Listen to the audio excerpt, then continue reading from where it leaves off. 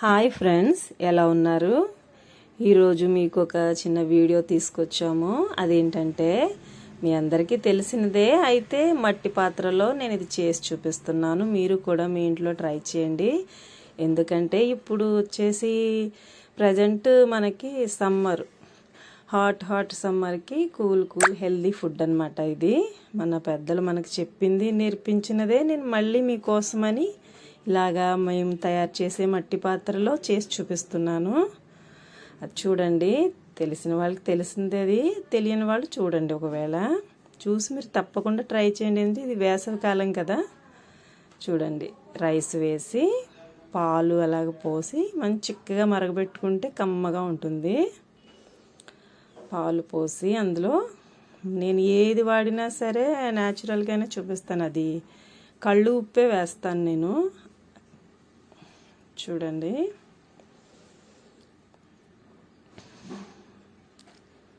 చూస్తున్నారు కదా ఫ్రెండ్స్. నేను చూపించే ప్రతి ఐటెం మీరు తయారు చేసి చూడండి, బాగుంటుంది. చిక్కదనం కోసం మరికొన్ని పాలు పోస్తున్నాను అనమాట. చూడండి, కళ్ళు ఉప్పు వేసి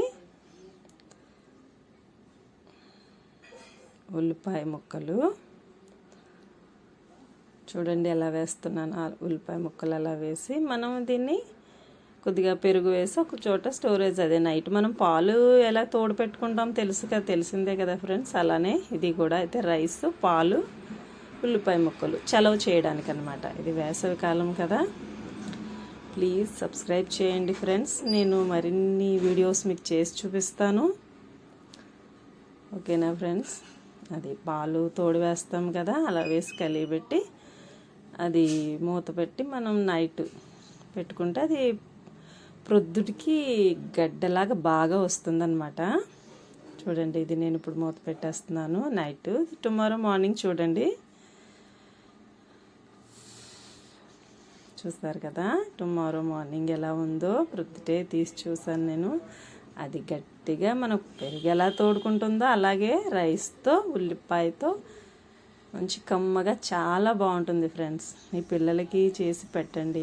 ఓకేనా ఫ్రెండ్స్.